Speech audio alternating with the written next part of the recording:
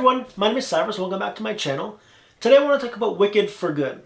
I went to go see Wicked for Good last week, and as I've had more time to sit with the movie and just kind of collect my thoughts a little bit, I've been feeling more and more like I have a lot of thoughts about this movie, and I just felt like I really wanted to make a video to talk about them a little bit. Partially to share my thoughts, but also partially to see whether or not I'm alone in the feelings and thoughts that I'm having. First, I want to start off by saying that I watched Wicked last year, the original first movie, and it was by far and away the top movie of the year for me. It was so good. We went to go see it twice in theaters, once with me and my wife, and then we liked it so much that we brought some friends and said, you guys gotta come see this, and we brought them and went to go see it. It was so much fun, so powerful. The message behind it was so good and so strong. The singing, just phenomenal. The songs were so good. And overall, it was just so clearly the movie of the year for me. It was absolutely incredible. Just so good. There were a couple little gripes that I had, and that's partially because I really liked the musical play, the actual stage play, and I've seen that before, and so there were some small changes that were made that I maybe didn't fully agree with, but overall, the movie was an absolute masterpiece. So needless to say that Wicked for Good, for me this year, was my most anticipated movie of the year, for sure. I was so excited to see this movie that I made it a part of my birthday plans. Me and my wife went to go see it on my birthday, and honestly, it was underwhelming, to say the least. It was just not what I was expecting it to be. Needless to say that there will be spoilers for Wicked for Good from this point on in the video. Now, like I mentioned, I've seen the Broadway play of Wicked, and there's no doubt about it that the bulk of the story, the best songs in the play, are in the first act of the play. The second act of the play is a little bit rushed, only about like 40-ish minutes, and there's not that much time to go into depth into very many things. And so when I found out that they were going to split Wicked into two movies, Act 1 the first movie, Act 2 the second movie, I was pretty excited because I figured in Act 2 they'd be able to really delve into certain things that they don't get the chance to do in the play just because the nature of the thing, they're rushing through things and kind of just getting straight to the songs and stuff. And so I was really excited. I thought, okay, they're going to be able to really delve into things, delve into what Elphaba's feeling more, delve into what's happening in Oz and how things are getting affected in different ways, how people are kind of getting brainwashed and different things like that. But that's not really what we got. Instead, I feel like we got two new songs that were mediocre at best, and a lot of still rushed story and stilted action sequences. They just didn't take that time that they should have with that second movie when they're expanding it so much to really make it worth it. One example of a spot that I really thought and was hoping that they would kind of expand on in the second movie was the whole plot line surrounding Nessa. In the play, it's pretty rushed. You're getting to see a little bit of the fact that Nessa is developing this obsession for Bach and that she's starting to make these decisions that are kind of evil towards the rest of the Munchkins because of her obsession, but it's all really rushed through. You don't really get to see a lot of it, and then all of a sudden, Nessa's dead. And so I was really expecting that in the second movie they would take some time to develop that a little bit more, that we get to see a bit more of Nessa's kind of like descent into madness. But we didn't get that. We got about the same amount of time dedicated to Nessa's story in the movie that we do in the play. And so it still felt rushed to me. It still felt like the decisions that Nessa was making didn't feel earned.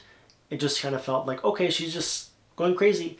And all of a sudden is now dead. And so that was one example of some more that I really thought and was hoping that they would be able to kind of develop things a little bit more. And they just didn't. They just kind of rushed through it. Similarly, another thing that I didn't really understand was this whole concept that they started to explain and show of Beyond Oz, when the animals are going underneath the yellow brick road, it seems, in a tunnel and are going to end up in some kind of endless desert, I guess. It was super quickly kind of said, not explained at all. And so the animals, I guess, went to go live in this desert for some extended period of time before they eventually came back to Oz. And at the end of the movie, Elphaba and Fiyero go into the Beyond Oz land when they're just walking through this endless desert. And when I watched the stage play, you find out that Elphaba and Fiyero kind of are off into the distance, into the sunset, and you kind of just assume that they're going to find some maybe like hut in the forest and they're going to live off the rest of their days alone, away from everybody else, and kind of just sequestered and isolated. In the movie, it almost makes it feel like, what are they going to do in this desert? There's no food, no water. How far does it go? What are they going to do? It really, to me, made it feel like this doesn't really feel like a happy ending. Whereas in the play, when I watch the play, you really feel happiness that they're able to kind of go off and live their life and no one's going to know where they are. No one's going to know what's going on. The movie just left me kind of confused and thinking, okay, so they've given all this stuff up and now they're going to go just walk around in this endless desert. Doesn't super seem fair to me, or doesn't seem satisfying. It just didn't seem satisfying. And that really made me realize that I have different expectations when it comes to going to see a movie versus going to see a play. When I go to see a play, I understand that they have a limited amount of time, that there are live actors on stage right now portraying this, and that sometimes things need to be rushed, especially in musicals when there is a narrative, but the purpose of being there is to get to watch these people sing their hearts out and just really kind of get to showcase their raw talent. And so when I'm watching a play, I have some sympathy for that.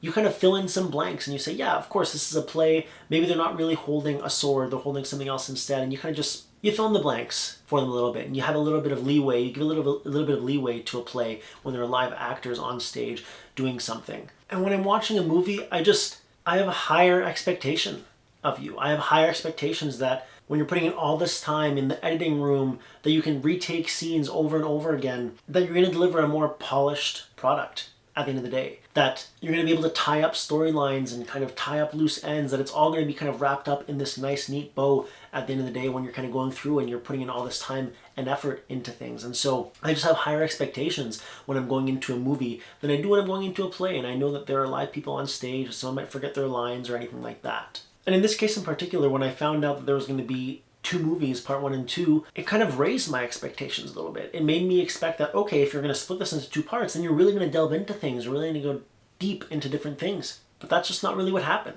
Or at least it didn't feel like that to me. It made me kind of think about the eras of part 1s and 2s that kind of happened in the 2000s, when you got the Deathly Hallows part 1 and 2, the Breaking Dawns, the Mockingjays, when all these theaters started splitting up their movies into parts 1s and parts 2s because they realized they could make more money off of that. Make people come twice to the theater, will make more money. And I really wanted to believe and thought that by them splitting this into 2 parts, it was for artistic reasons and not a cash grabby reason. And in the end, it kind of feels to me like it was a bit of a cash grab. I truly think that if they wanted to, they could have extended the first Wicked movie by another 40-45 minutes. And so it would have been a really big movie, a big chunker of a movie. But the whole story could have been encapsulated into that one movie. It would have been a really strong, impactful movie. And it would have just been a really long movie that you would have gotten the whole story in one go, and I think would have really kind of benefited from that. And in this case, when they were expanding it and splitting it up, I really was expecting more than what we ended up getting in the theater.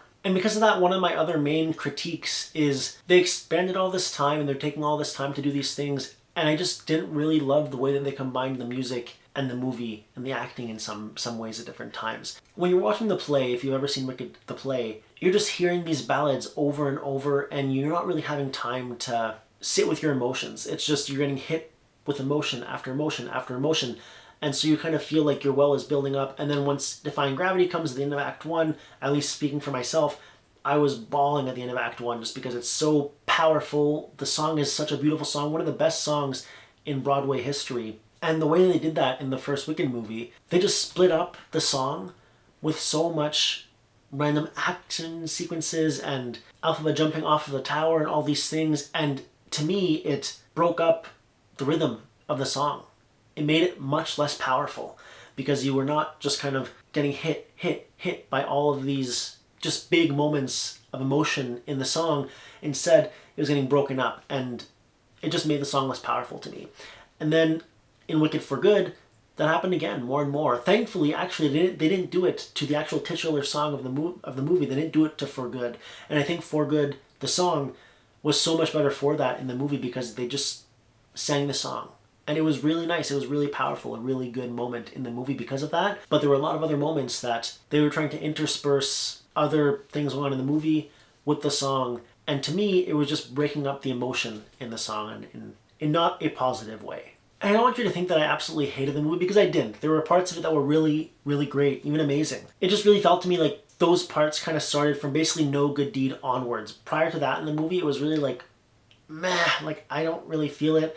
After No Good Deed, it really took off for me, in the last like third or quarter of the movie was really, really good. But that's also partially why I believe that all that other stuff was just fluff that didn't need to be there, and you could have combined these two movies into one really long, good movie, and it would have probably benefited a lot by just doing it that way. And so I just have really mixed feelings about it, because I was really hoping that it would be good. It was my most highly anticipated movie of the year, and it did not deliver, in my opinion. But I would really love to hear what your thoughts are. I'm really happy I got that off of my chest. Did you love the movie? Did you hate the movie? Did you think it was just okay, like me? I'd really love to hear about your thoughts in the comments down below. And until next time,